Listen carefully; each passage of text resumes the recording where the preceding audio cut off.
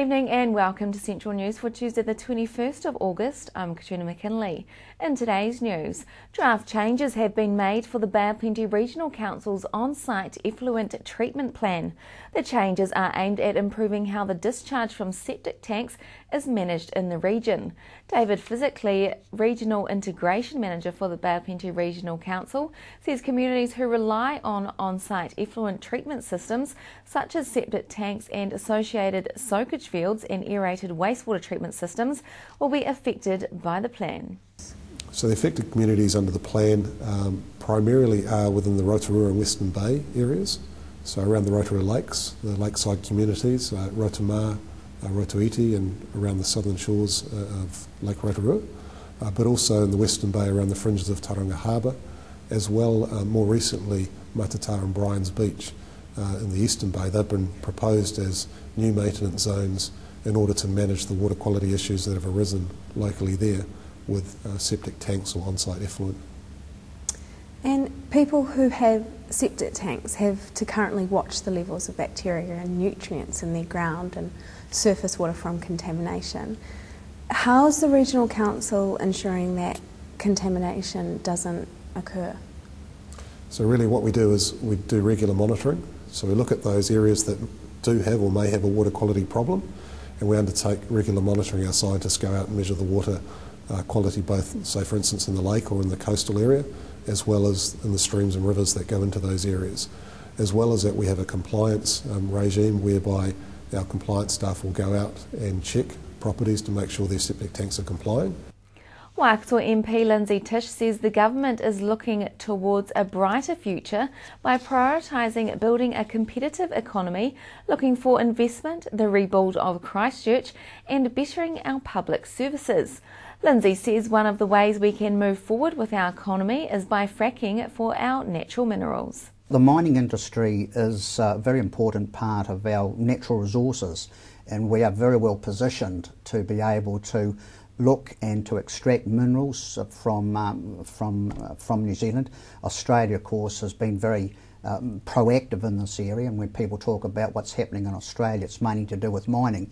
And so a process that can take place is called fracking, and that is where water is injected down into the lower strata, and it allows the strata to open up so that the minerals or the gas, whatever's there, can be brought up and used.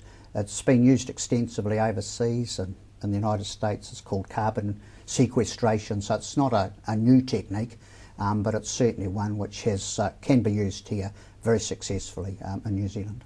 A Bay of Plenty local Massey student has received a $30,000 Rose Hallenby Māori education grant to help towards her clinical psychology doctorate.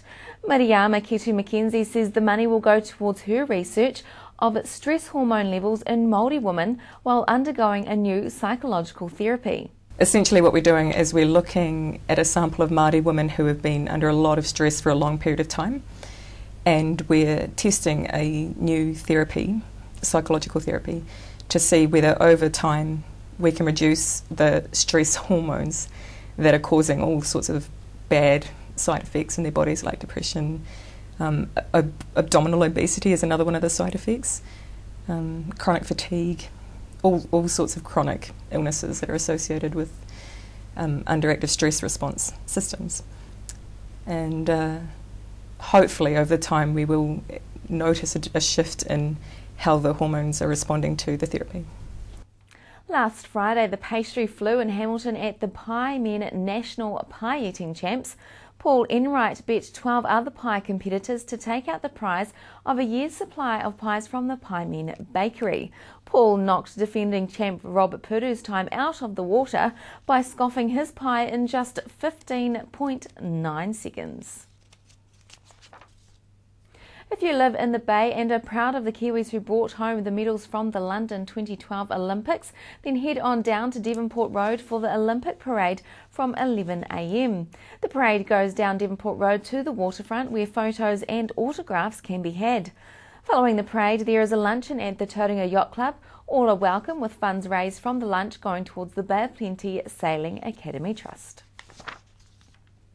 Wales rugby coach Warren Gatland, a University of Waikato alumnus, will talk about his life on and off the field with Radio Sport's Nigel Yalden and at the university's Gallagher Academy of Performing Arts tomorrow evening from 6. Warren Gatland played for Waikato and the All Blacks and has had a successful coaching career in New Zealand and abroad. His most recent appointment is coach for next year's British and Irish Lions tour to Australia. Time to check out the region's weather. The odd shower was had across the regions today. Tomorrow things are improving. Hamilton, you have fine spells with a high of 16 from 2. Tauranga, you are fine with 17 from 5. Coming up after the break, we hear about how a local Bay company is making vitamin C tasting with added dark chocolate. Canteen, the charity for teens fighting cancer, is aiming to raise $20,000 at this Friday's amateur boxing competition. And Lindsay Tish returns from the Solomon Islands inspired. Stay tuned and I'll see you back here after the break.